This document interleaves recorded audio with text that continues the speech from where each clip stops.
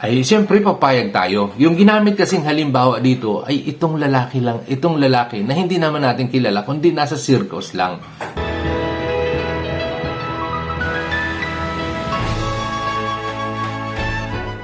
Sumagot si Jesus at nagwika kay Judas, hindi ang Iscariote. Kung may nagmamahal sa akin, isa sa katuparan niya ang aking salita, at mamahalin siya ng aking Ama, at pupuntahan namin siya, at sa kanya namin gagawin ang isang panuluyan para sa aming sarili. Ang hindi naman nagmamahal sa akin ay hindi nagsasakatuparan sa mga salita ko. At ang salitang inyong narinig ay hindi sa akin, kundi sa Amang nagpadala sa akin. Sinabi ko sa inyo ang mga ito habang kasama pa ninyo ako. Ituturo naman sa inyo ng tagapagtanggol ang lahat. Siya ang Espiritu Santong ipadadala ng Ama sa ngalan ko. At ituturo niya sa inyo ang lahat.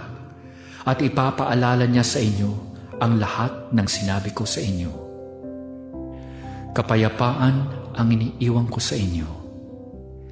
Ibinibigay ko sa inyo ang aking kapayapaan. Hindi tulad ng pagbibigay ng mundo ang pagbibigay ko nito sa inyo.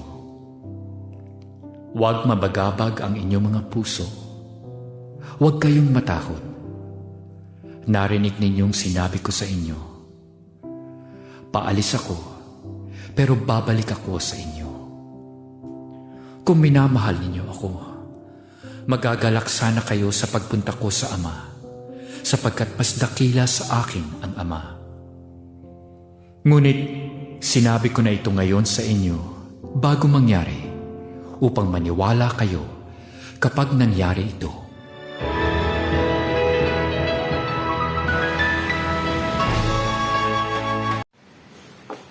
Isang mapagpalang linggo ng umaga mga kapatid. Habang naghahanda ng pagninilay, mayroon po akong nakitang isang kwento dito sa simbahay. At gusto ko pong ibahagi ito bilang pagninilay dito sa banal na ebanghelyo natin para sa araw na ito ngayon. Ito po ay tungkol sa pananampalataya at sa paniniwala. Kung ikaw ay naniniwala, hindi sapat. Dapat ay may pananampalataya. So, papaano po natin susukatin ang pananampalataya at ang paniniwala? Ang status ba ng aking pananampalataya ay nasa paniniwala lamang? O ito ay nandun na sa pananampalataya? Pakinggan po natin. Minsan isang lalaki ang tumulay sa lubid na may hawak na mahabang kawayan habang nakaupo sa balikat ang kanyang anak. Pigil ang hininga ng maraming manonood dito. Maingat sa paglalakad ang lalaki. Sumasagupa sa malakas na hangin at itinataya ang buhay nilang mag-ama. Masigabong naghiyawan at palakpakan ang madla nang marating nila ang kabilang dulo ng lubid. Kinuhanan din sila ng larawan at masiglang kinamayan ng mga tao. Naniniwala ba kayong magagawa ko itong muli? Siyempre, nagawa na nila, nakita na ng mga tao, sigawan ng mga tao, "Oh, lubos ba ang pananalig ninyo sa akin?" Sigawan ulit yung mga tao, "Oh, kung gayon, ibigay ninyo ang isang anak na lalaki sa akin at papasanin ko sa balikat at tutuloy sa lubid. Pabalik." Kung ikaw o kung ako, lalaki ang panganay ko, ipapapasan ko sa kanya yung aking anak at siya'y babalik. Mukhang hindi ako papayag. Ikaw, kung nakaririnig mo ito, papayag ka ba na papasanin ng lalaking iyon yung anak mo pabalik? Kung ikaw ay nananampalataya, sigurado papayag ka. Alam na alam mo may pananampalataya ka. Pero kung ikaw ay naniniwala lang, ay hindi mo, katulad ko, hindi ako basta-basta mapapayag.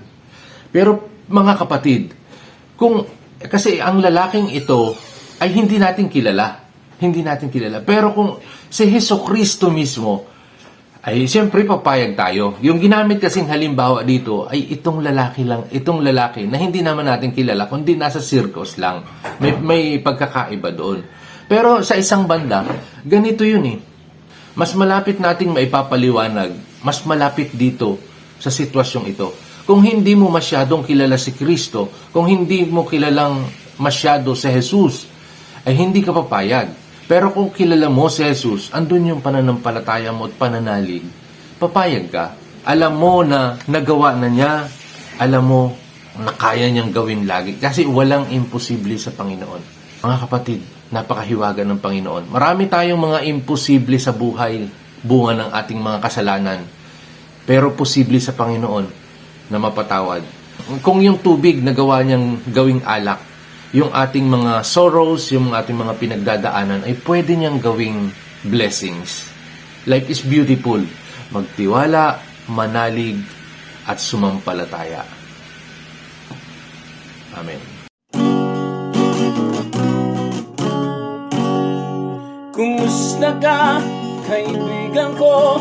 Kumusta ang lagay mo?